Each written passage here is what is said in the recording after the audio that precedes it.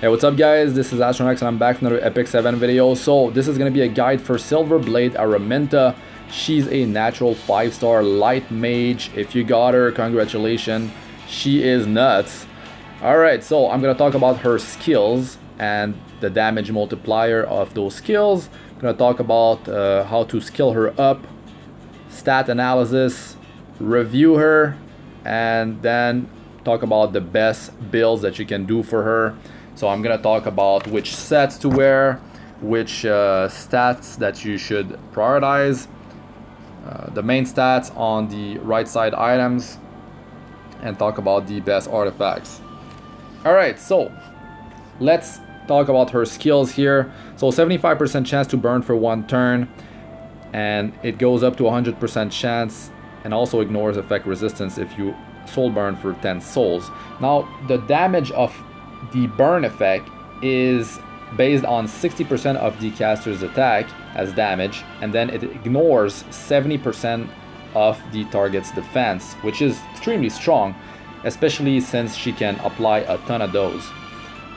So you use this thing if you apply the burn effect on the target with 75% chance or 100% chance if you soul burn. This will trigger. And also, if burn was already on the target, and let's say you don't even trigger the burn of skill 1, this will still trigger if after you use skill 1. What this thing does is it attacks everyone and also increase her combat readiness by 30%. If you trigger a dual attack, it will use skill 1, and if burn was applied or was already on the target, it will do a combo with skill 2 afterward. Now skill 3 is where it's at though. This drops a massive meteor on all targets, stunning them for 1 turn, which is huge in PvP. And then it has 50% chance each to inflict 3 burn effects for 2 turns. So you could apply between 0 burn effect up to 3 burn effects on each target. I mean, the odds are quite low for that to happen on like all targets, but on average you should get at least 1 burn. So yeah. Now quickly, this thing, attack percentage on her memory imprint. It's gonna be hard to increase it, but you can feed her the fire version of Aramintha, and it will boost her memory imprint.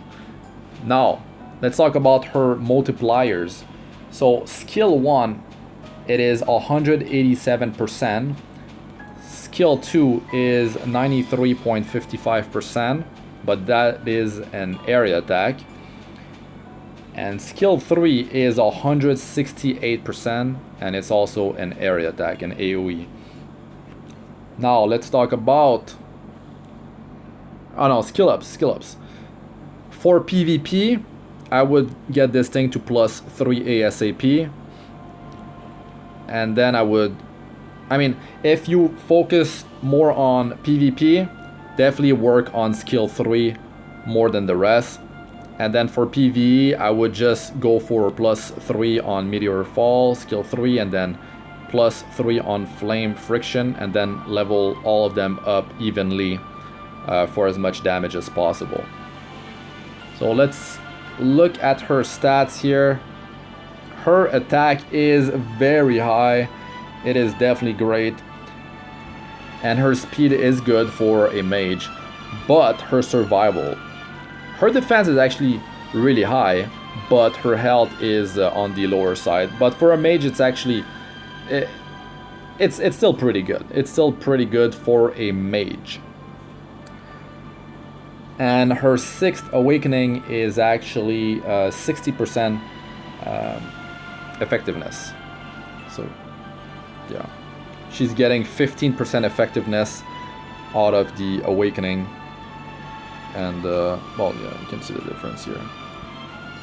So yeah, really high attack, and you should definitely bank on that. You'd want to boost her attack as much as possible, because burn is 60% of the caster's attack as damage, ignoring 70% of the target's defense, which is huge.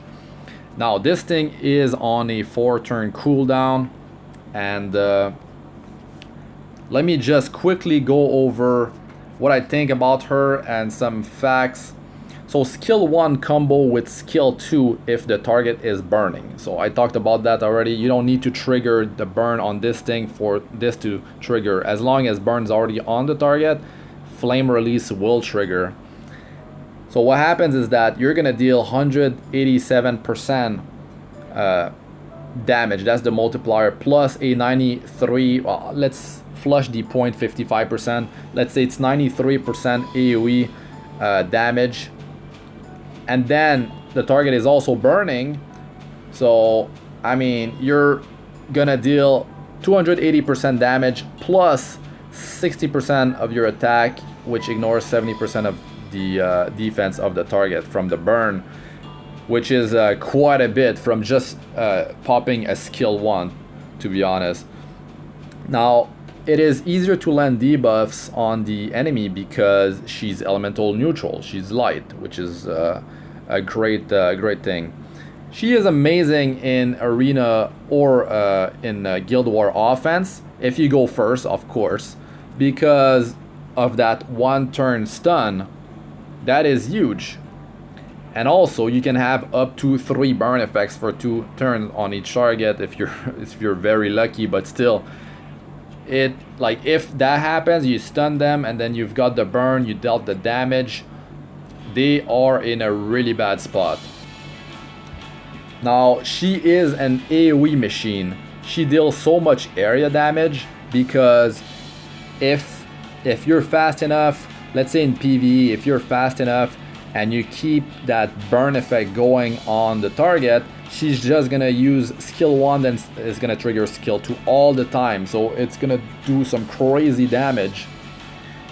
And skill 3 can deal between 168% damage and also apply up to 3 burn effects. So this could potentially be 168% damage and then 180% of her attack, which ignores 70% of the target's defense from the burn. That's on turn 1. And the burn, actually, the damage happens before the enemy, it's at the start of their turn. So, like, they're not, yeah, it deals the damage at the start of their turn. So, yeah, potentially you've got an area attack hitting for 168% damage plus 360% of her attack, ignoring 70% defense. That is over the course of 2 turns, over the course of those burn effects.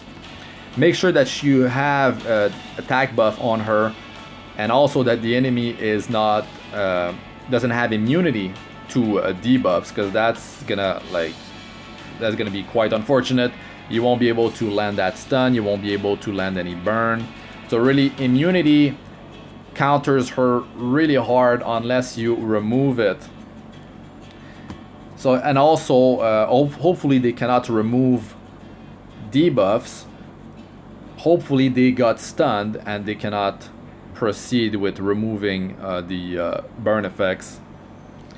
Also, she can do an insane amount of damage during the course of a battle, like I talked about the fact that if burn is applied, skill 1 is gonna keep on triggering skill 2, and you've got all the burns dealing damage, ignoring 70% defense. It's just great.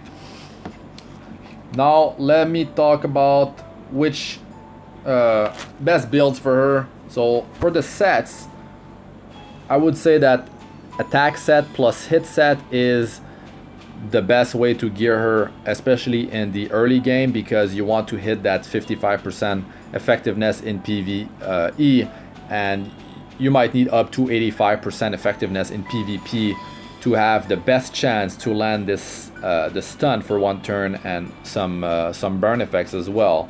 So I would say yes, attack set and hit set together for as much burn damage as possible and the best chance to land those burn effects.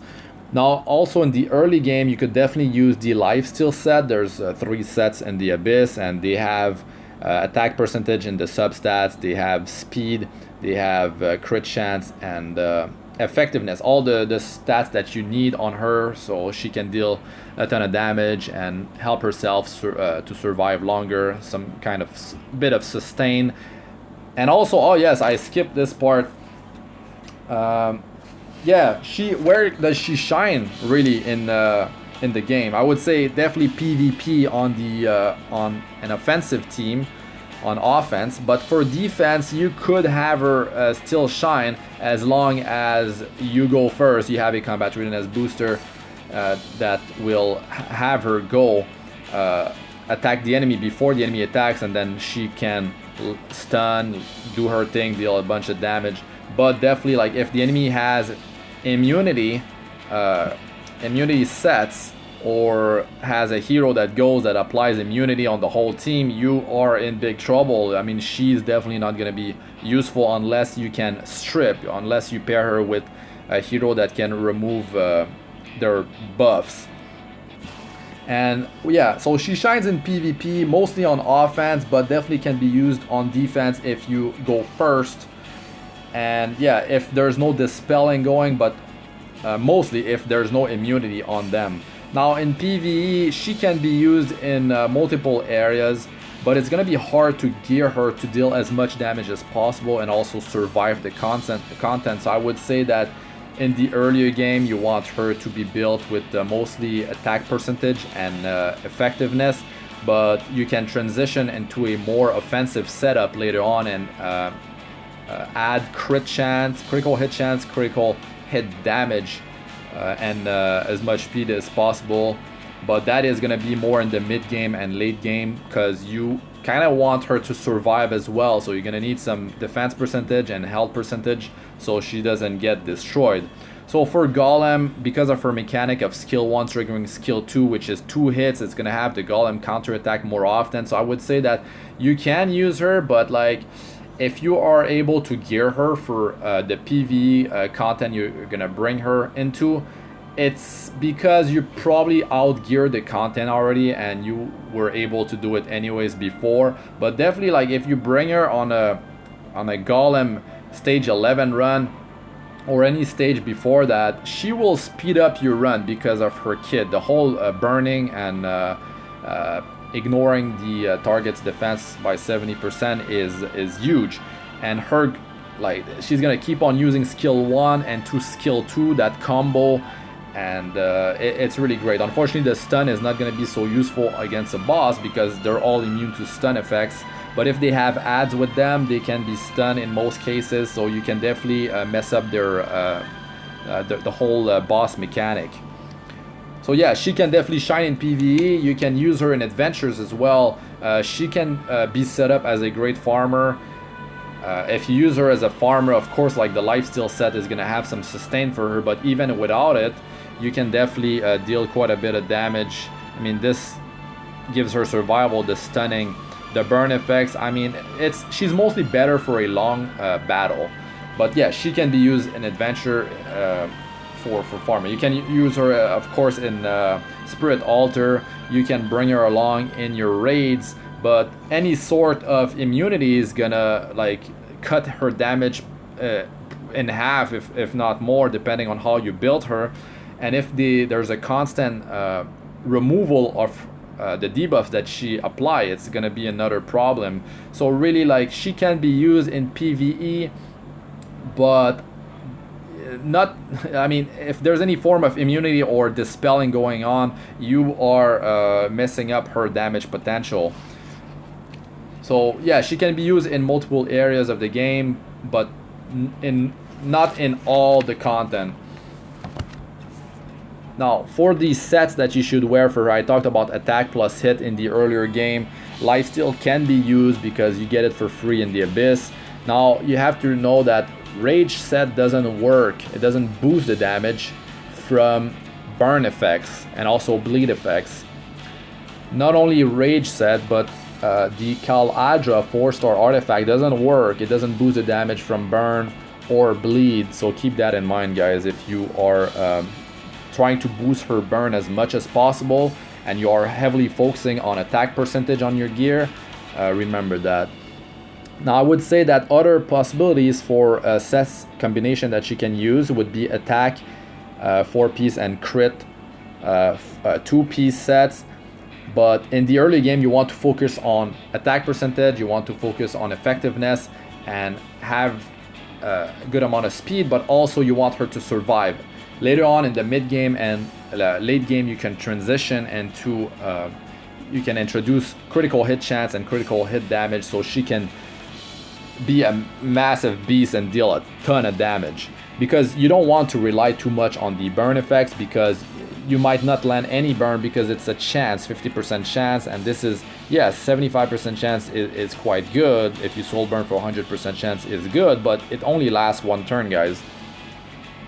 Alright, so the other sets that you can wear for her, you could use attack plus unity, but I would say that unity is more for PvE and not for PvP. PvP, you want burst, guys. You want to just deal as much damage as possible and try to take out the enemy team in 1 or 2 turns. Since she has stun, you can have her stun the whole team and keep on dealing damage on the turn number 2 if I mean, if you are stopping their team from using their combat readiness booster and doing all their stuff, it's gonna increase your team's survival unless they have immunity and you cannot take it off with a hero before she goes.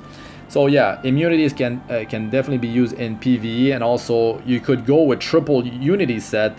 That's going to be more in the late game, really, because getting unity sets is hard to obtain. But like, if you want to have her trigger, use skill 1 and then trigger skill 2, which can be done on a dual attack, triple unity can be used, definitely. And also it's going to give her a bunch of combat readiness. She's getting 30% combat readiness every time she uses skill 2, which is going to really like speed up her, her skill like rotation. So stat priority for her, you definitely want to hit 55% effectiveness in PvE.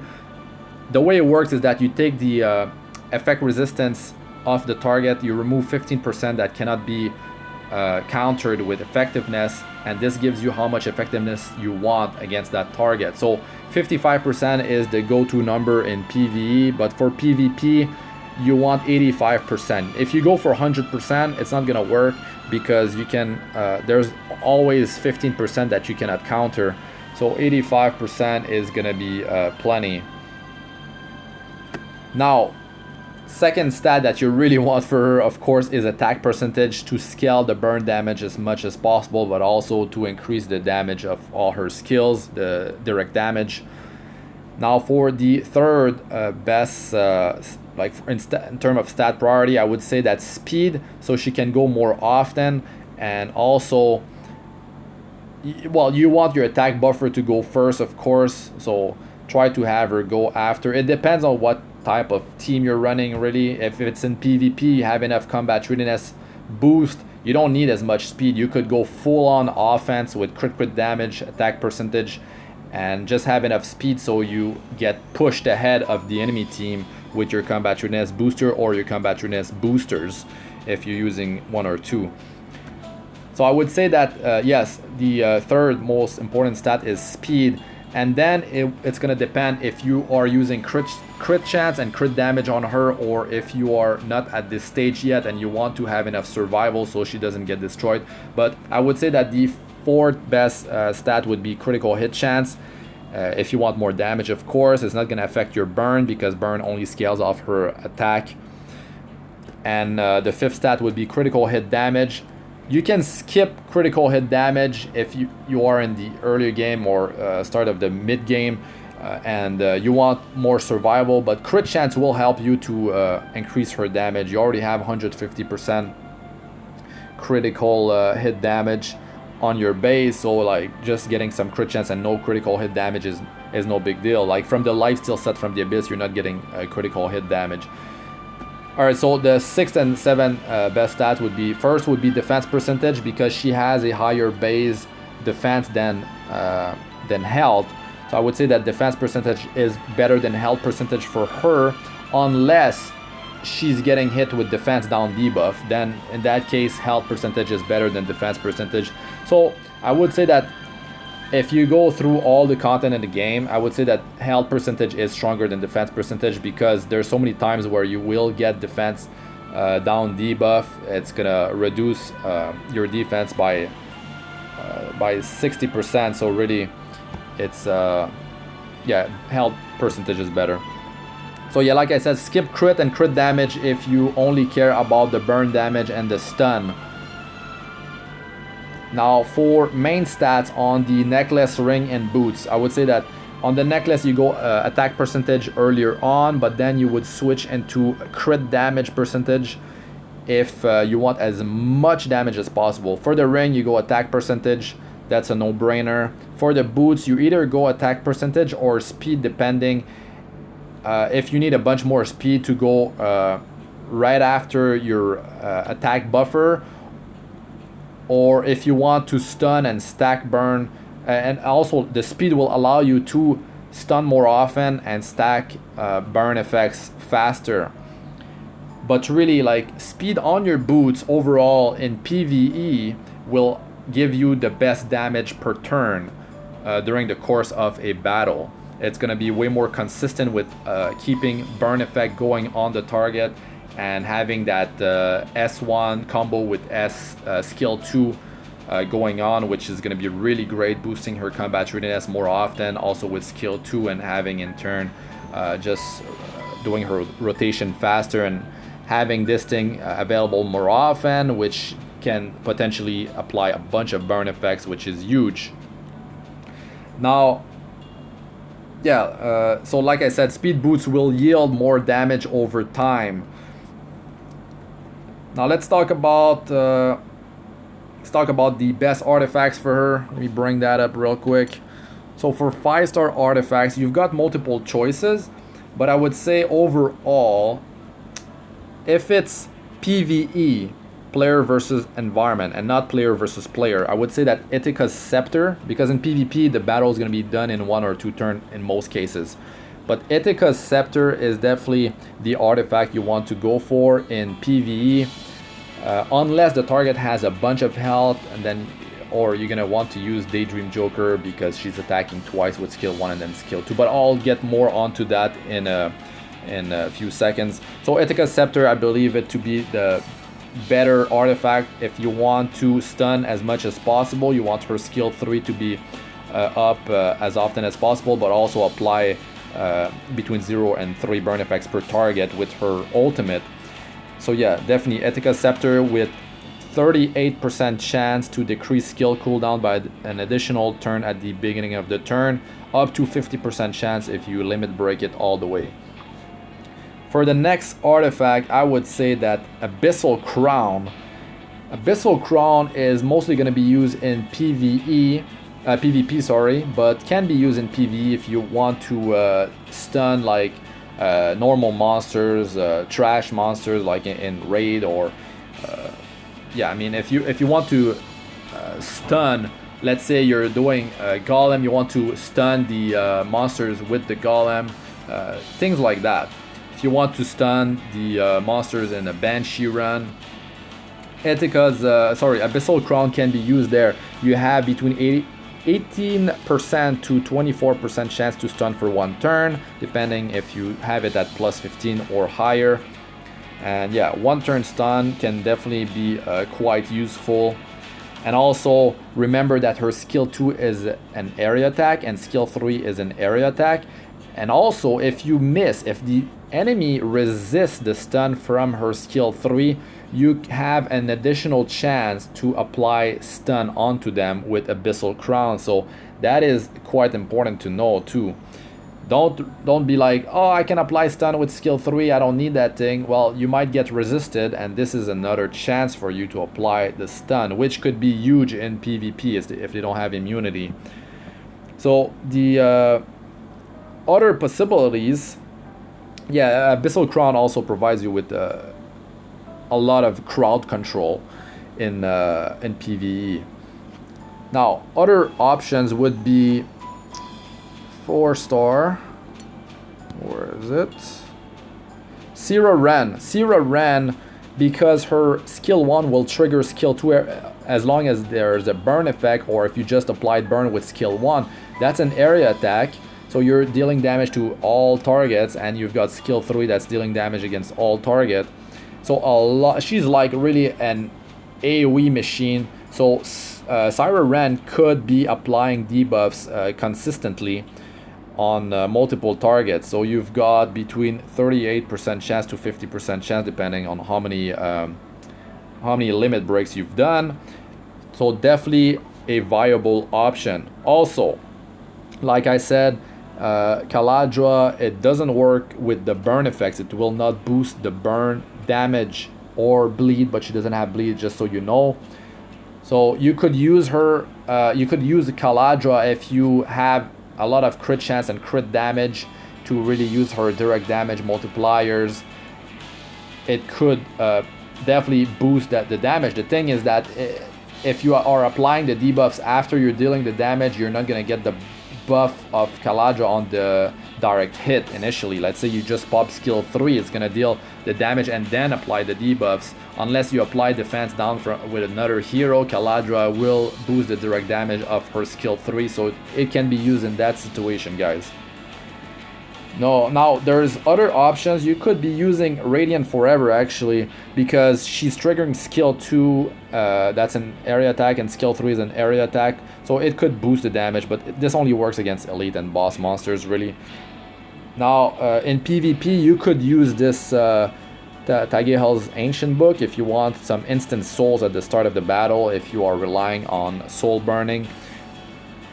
But to be honest, there is also Curse Compass that you can use in PvP, because I talked about 55% effectiveness in PvE. If you want a quick change of artifact that will bring her to have enough effectiveness in PvP as well, just put Curse Compass on her if you are of course highly relying on the stun effect from her skill 3 and you want to have the best chance to apply burn effect. So Curse Compass is definitely good for her in PvP, guys. Now there is another viable option, and it's for PvE, and it's Daydream Joker.